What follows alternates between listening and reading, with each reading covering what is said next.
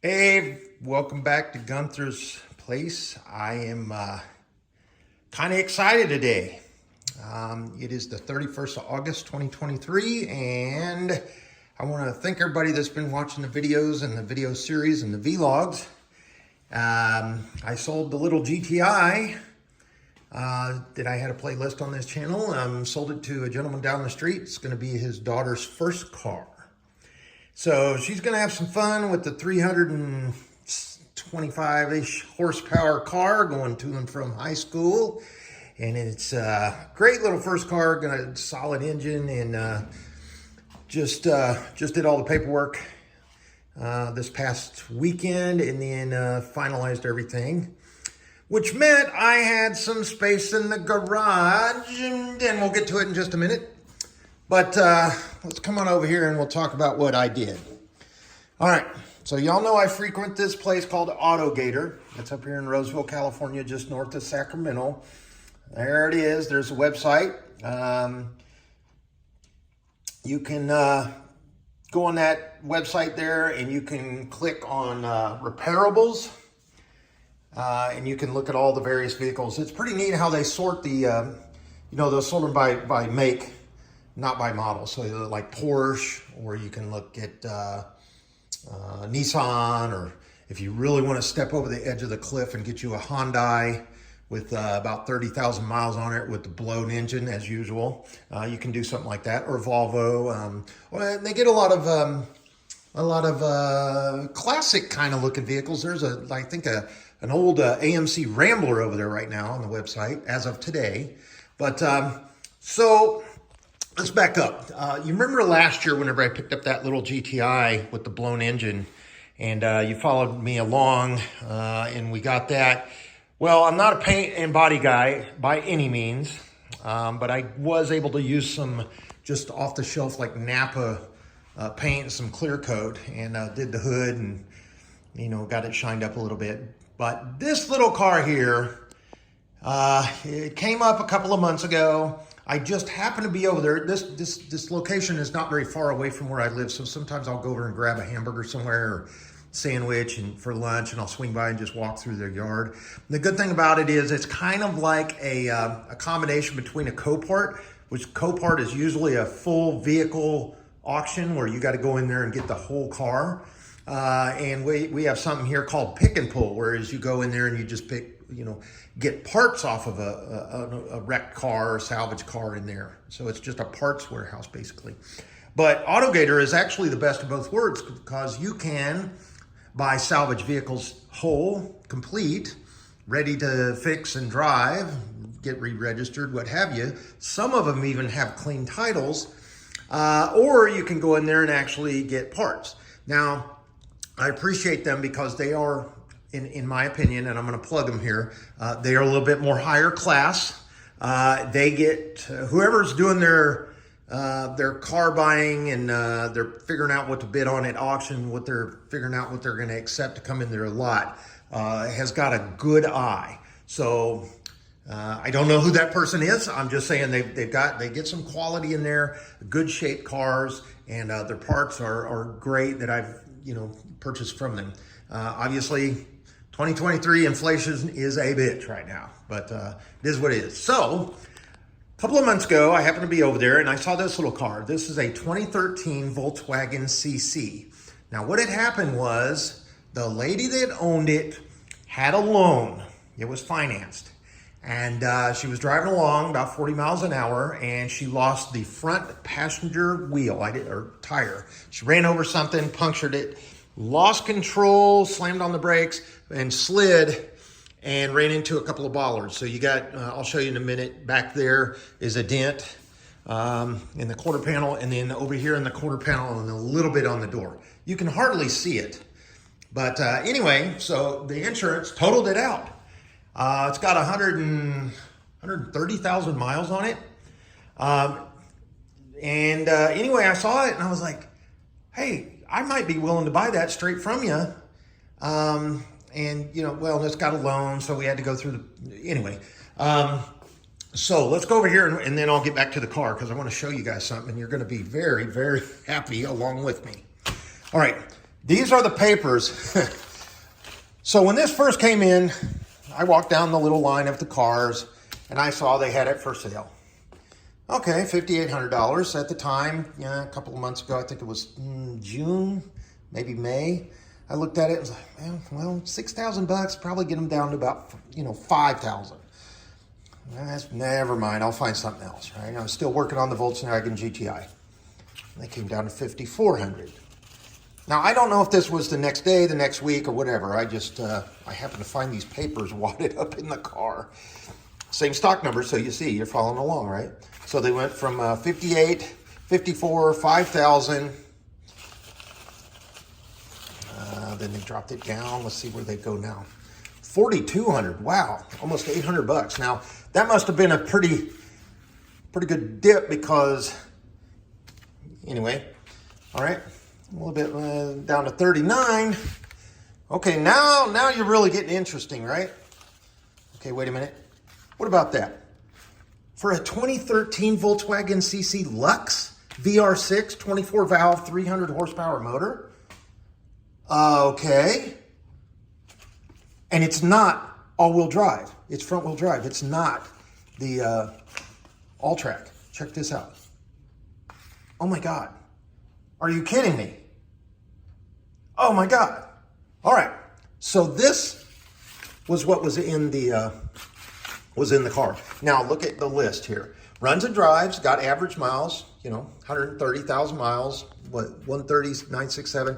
VR6 Lux package, remote entry, backup camera, leather interior, sunroof, left and right quarter panel have dent in the driver's door, and you'll see that in a minute, I'll show you. The valve cover gasket is leaking. It's time for a timing chain. That's a bitch. So I'll get to that in a minute. No airbags and will be a salvage title. $3,200.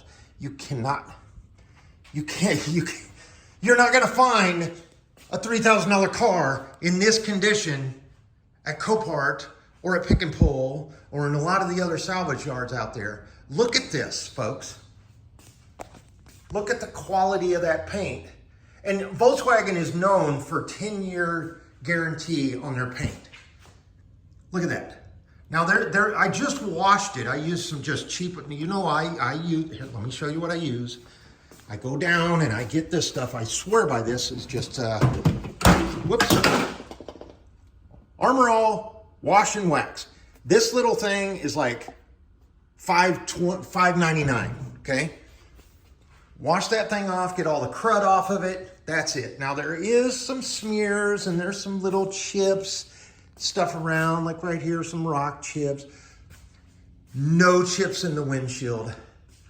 Look at this. This is a garaged car. It's a 2-owner vehicle. It was bought new, and then it had about 50,000 miles, and it was sold to this young lady who had to be in like 6 years, and then had this accident.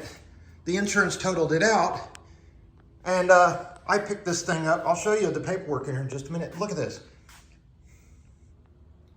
They call that black mahogany and I believe nugget tan.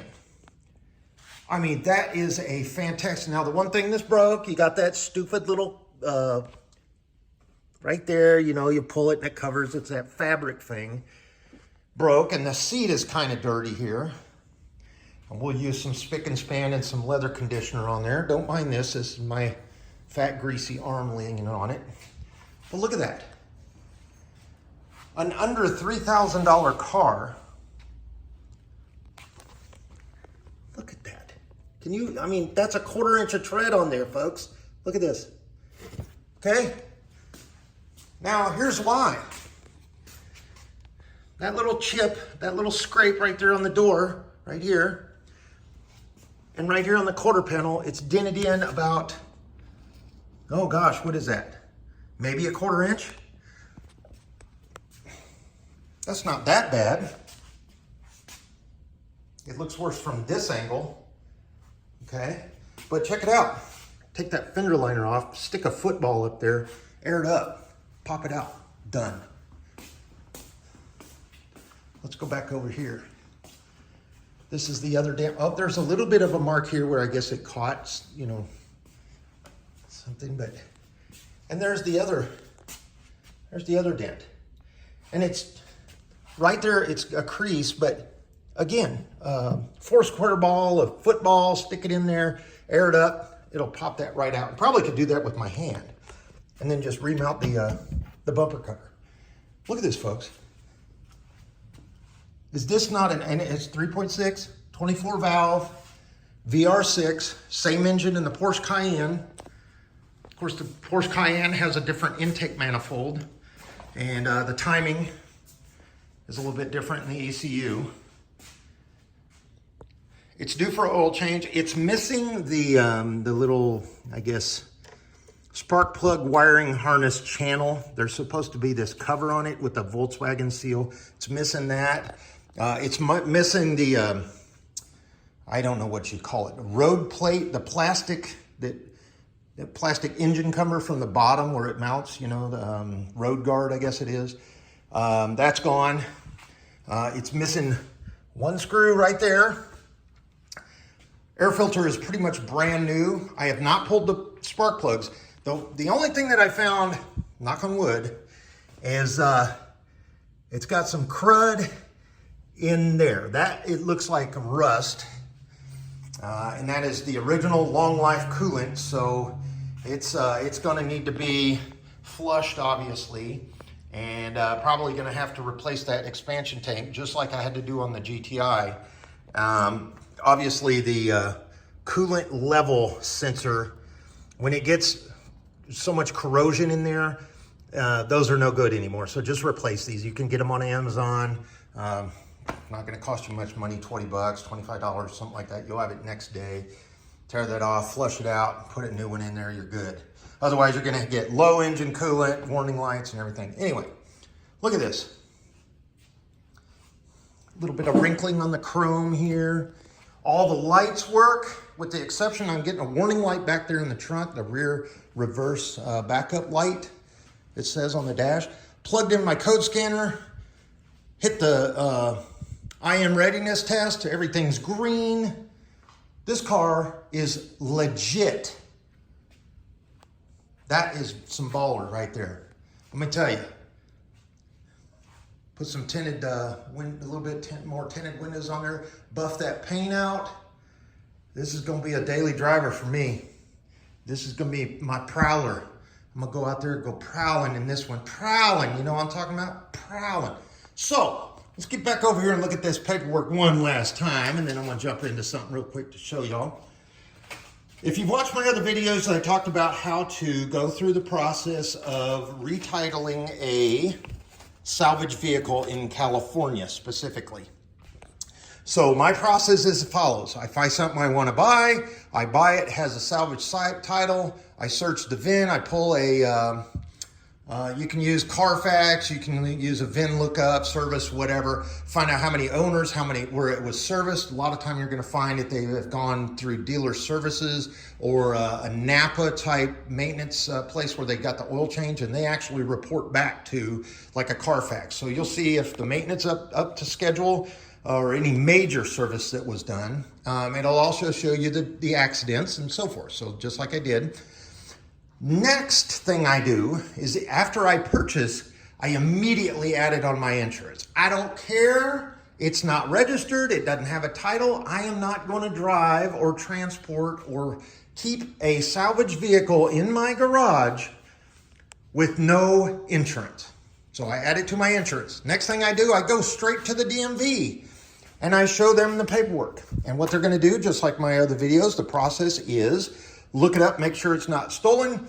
They're going to develop all your fees, any kind of back fees that may be due, which there should not be on a salvage title. Or a salvage title you're buying from a dismantler yard. If you're buying a salvage title that has already been registered, then different story. I'm talking about picking this up from a salvage yard, repairing them, get them back on the street. They are gonna need, before they give you the registration and your plates, they need a smog inspection. okay, emission test, and you need a brake and light inspection. Like I showed you before, the brake and light inspection, they're gonna test the brakes, make sure they work, make sure there's no, including the parking brake. They're gonna look at the thickness of the brake pads, they're gonna look at the thickness of the calipers or the brake drums, make sure they're within the specs and they're not beyond their wear limit. Next thing DMV is gonna require is a verification of VIN, and they are gonna check the VIN number as well as the emission label here and the one that's inside on the frame inside the door. As well as they're gonna compare all those VINs to that, make sure everything's legit. They're gonna give you a form, okay? Once that's all done, you go back to the DMV and they're gonna give you plates and your title, and there you go. And if at that time you wanna pay the fees, you can. I typically pay the fees up front. So here's what I had to pay on these, and I'm gonna show you a breakdown. The current registration is $65. California Highway Patrol fee, that's what CHP is for, that's $30. VLF, I forget what that code stands for. Verification of license fee or something, 16 bucks. I don't know what FID, I don't know what auto is. Maybe DUI, I guess that's $1, goes in a drunk driver program or something. Air quality, that's a program here locally, that's $6. Everybody pays into this pool, so we get to pay again to get tested, so it keeps the emission shops going. Alternative fuel requirement, and that's an additional tax on top of your gas tax at the pump, $3 for a year, not too bad. Prior history, they had to look it up. It took them 2 minutes and 2 keystrokes to type in the VIN, cost me $2. And to revive a junk or a salvage vehicle overall is $50, and that's a flat rate. So altogether, it cost me $203. Now, that's just at the DMV.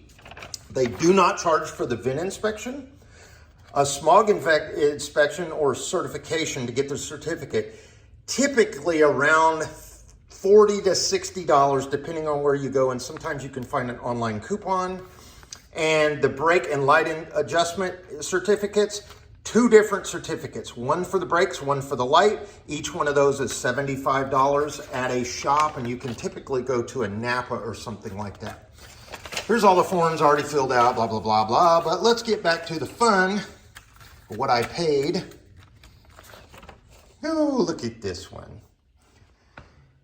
2013 complete vehicle, there's the VIN number, salvage. I paid $2,450 and $189 I paid in tax already. $2,600.39 and 88 cents. Can you believe that? $2,700 car. And then I'm gonna pay for a brake and light and smog and a few Mickey Mouse parts. So for $3,000, maybe the $3,200 they were asking, I'm gonna be driving around in this car like a Mac Daddy pimp. 300 horsepower, comfort coupe, 2013, roughly a 10-year-old vehicle in immaculate shape with a couple of little minor dents on the side. Now I'm in California. Every car on the road has a little dent or bent or bump or scrape on it. I could give a yay-haw because I'm not doing a car show. I want to have fun when I'm driving, and I want to get there in style, and this is going to do it. Is that not just the most beautiful? I mean, so these cars, it's basically a little bit of history of what I know, and I may be wrong, but don't knock the messenger. The VR6 engine was in the non-turbo Mark IV GTI Volkswagens, the Mark III GTI with 12 valves. Okay, now there are 24, so they have 4 valves per cylinder last. The Mark 3 and 4 GTIs, they had 12 valves total on the 6, so 2 per, okay? 1 for intake, 1 for exhaust. These are still overhead cam. You've got variable valve timing. The bad thing about them are the timing chain resides under this and goes on this side of the engine. In between the rear of the engine, what I call the driver's side, and your DSG transmission. So you have to disconnect the transmission from the engine block, take off the plate, take off the valve cover, adjust, replace your timing chain and your guides, as well as the tensioners, and then put all that back together, reinstall your transmission, and then you've got a timing chain service. Unlike the TFSI 2.0 and the FSI 2.0, and everything's 2.0 turboed now. 4-cylinder turbo, that's the way it's going. Now they're down to 3-cylinder turbos that are gonna last probably 60,000 miles before they blow up, but that's just my opinion. But anyway, their timing chains are on this side, and they're very easy to do a timing chain service. But I think they were made that way because they're not as reliable of an engine as the VR6 is. Now this engine, like I said, same motor that's in the Porsche Cayenne early models. They still use this in the Touareg, and I believe in the Volkswagen Atlas, but I think it's got a little bit different displacement or the angle of the V6. Now this isn't a true V6. It's not a V. It's more of a kind of a Y6. They're offset. And if you look at the VR6 diagrams, you'll look at how the cylinders are arranged. It's kind of cool because it's like dot, dot, dot, dot. It's like this zigzag pattern in there. So they're all basically like a straight 6, but they've taken the straight 6 and kind of turned the 3 cylinders so it's like this to narrow the engine. Okay, so you still get that torque from the straight 6 like you would get. Think Jeep Cherokee straight 6. Remember those monsters in the little Jeep Cherokees? So much torque, 6.0 straight 6, like a tractor engine. Remember those? Yeah. So you still get that torque. You still get that nice linear, smooth torque curve where it just goes and goes and goes. It just keeps on growing until it hits peak. It's not like a turbo where it just goes straight up like an H arc, goes across and then drops, right? No, this keeps on going until it hits red line. It does use 7 quarts of oil, 5W30 or 5W40, so that's an expense. It does use premium gas, at least 91 octane. Here in California, we have 87, 90, and 91 and 93, so at least 91, so the mid-grade is good. 87, you're probably gonna knock. It has got 12-to-1 compression. Some of them have 11-to-1 compression. Like I said, the Porsche Cayenne has a totally different intake. Kind of cool how this intake sits on this motor. You've got your exhaust as well as your intake all on the, I guess, the rear of the vehicle, and then your exhaust channel or your runners. There's your throttle body right there. Your runners, your 6 runners for your intake come over here, and then it bends and goes down into your intake side of your engine, okay? So basically, your cylinder head is about this big. This just makes it look so much wider because you got this intake plenum and all your runners on it. So, but yeah, I can't believe that I've got a $3,000 car in my garage in this condition with, it's got curb rash on it. Come on, what car doesn't have that little rub there? It was owned by a young lady about 5 miles from here. I won't share her name. However, she did a very good job in taking care of this car. And, insurance, wrote off her loan, and now it ended up with me. I got a clean title, salvage vehicle, 200 car with 130 some odd thousand miles on it. I'm good to go. I ordered Amazon. There is an alert on the dash. It says the right rear reverse light is out, the bulb. Now, you all know on Volkswagens, if you don't use the specific brand of bulb, you never get that warning light off. Anyway, I bought some Sylvania 921s. If those don't work, I have to go back to the Phillips. Darn it. Whatever, we'll do it. I also ordered and got in today the cabin air pollen filter. So I'll pull that out in just a minute and change that. Here is how I clean the leather seats. I dilute the spick and span half and half with water. I use a little brush, just a little very soft bristled nylon brush here. You can use a toothbrush. Clean that crud off, take a terry cloth towel or a microfiber, wipe it off, and then come back with this stuff. Cheapo stuff. Just get it at AutoZone, Napa, O'Reilly's, whatever. It's like $6 right there. It's got beeswax in it. It lasts. It smells wonderful. And then on Amazon, chemical guys, they're all over the place, you know. You can get this at AutoZone too, but I usually go on Amazon, get the deal. However, I got a clay luber spray bottle and a clay bar. This is the minimum. Where is it? It says on here, light. See that little white right here, light? It's kind of in cursive where my thumb is. There's different grades of this, or I don't know what you got, kind of like sandpaper. So you want the light because that takes off, it's not as abrasive as a medium or a heavy. So I start with the light, especially on a black car. And then of course lube it with that. So I'm gonna do the clay on this because it's just dirty. And if I run my hand over the hood, I feel like, it feels like sandpaper kind of, I guess. You know, like I would say 40 grit sandpaper. It's just a lot of like, stuff that needs to get off the paint, and you know, I want to get that with that clay bar, and obviously I'll go over it with the microfiber first, and then I'll hit it with the clay bar, and we'll show you what that. You know, remember the GTI, how that paint came out. This isn't going to need as much. It's not going to need polishing compound or buffing or anything like that. I think clay bar and probably a good quality wax. I mean, because I can already see reflection in there.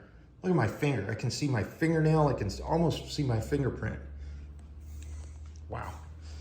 So this is our project for August, well, let's say September 2023. Mickey Mouse stuff. I don't know if I want to go full on donk. Maybe North Carolina donk, rake it, drag the tailpipes, get some spark arresters back there. Probably need to change out that hood liner thing. Those are very reasonably priced, and they actually have the there's like a metal tape that goes on there in the places where they figured out more heat goes, so it doesn't affect your heat or your paint on the top. And I'll probably polish up some of that chrome and get those plates on there. This car actually has a license plate holder on the front. Cool. And there we go. But yeah, I mean, not smoked in. A little bit of dirty stuff here. Let's take a look in the inside. You know, no codes, no lights, no chips, no broken windows. All the windows work. Leather seats. How about that, huh? How about that? You know, dirt. Stuff I can take a wet rag and clean. Nothing wrong with this car. Look at that. That totaled this car?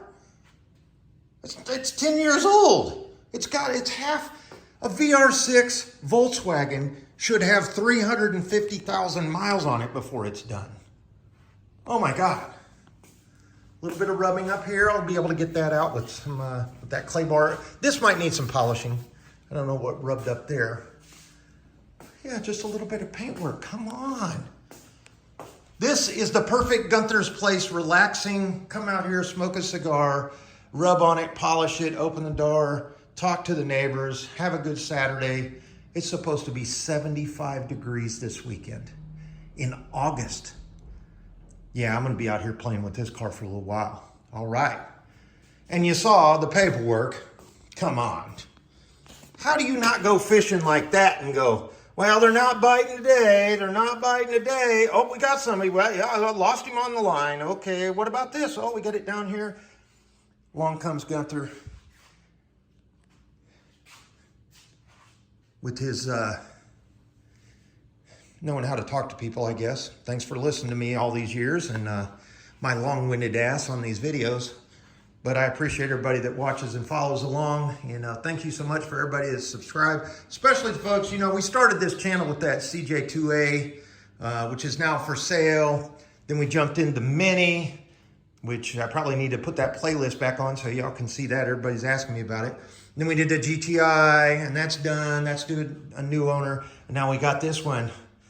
That is just, you know what they did with this? And I'll go off my tangent here, but these cars were a direct competitor to BMW, to the Cadillac CTS.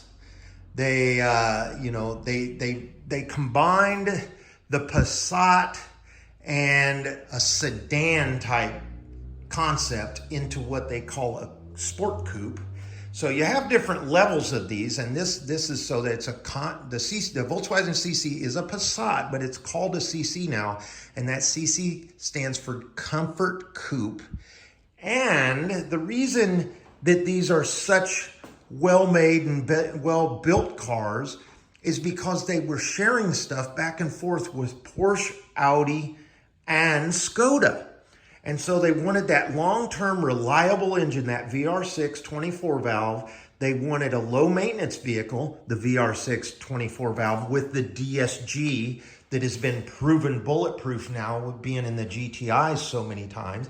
And then what the Touareg and the Atlas and what's the other ones? The Jettas have all taught Volkswagen Group. They took all of that technology and they started putting them into these CCs. So you have your all-wheel drive one, that's the top of the line. VR6, top of the line, DSG with all-wheel drive. Then you have one step down, and that is the Lux model, L-U-X, and that's what this model is. And then you have the Sport, which is a also front-wheel drive only DSG. But that one has, guess what? The 2.0 TSFI engine, the same exact 2.0 turbocharged motor that's in the Volkswagen GTI Mark 6, Mark 7, and I believe the Mark 8, but tuned a little bit different. And guess what? That GTI is about 500 pounds lighter than this car. So can you imagine putting that same engine in this big old heavy beast? But it's still a small, compact car. You can zip it in and out of traffic, blah, blah, blah. But yeah, so read up on it, folks. Go out there, look on the forums, see what you can learn about these cars as you follow me along. I love working on cars in my spare time. This is fun. It's in my garage. It's in my home. And I can do this whenever I want to. It's not a full-time job. So if you're out there looking to how to make a little bit extra money, take a look at AutoGator here in Roseville, California. See if you can't find something to start on as a good project. And, let me know in the comments if you need any help, and I'll share what I know. I've gone from Chevy to Mini Cooper to Volkswagen. We've done a Jeep together. Thanks so much for watching. In this playlist right here, we're going to follow along on the paint work and the process of getting it retitled and back on the road and see how she runs. And maybe we'll get into some performance options if we need to. So, and we need to. Come on. Thanks so much for watching, guys. We'll catch you, we'll catch you soon. Talk to you.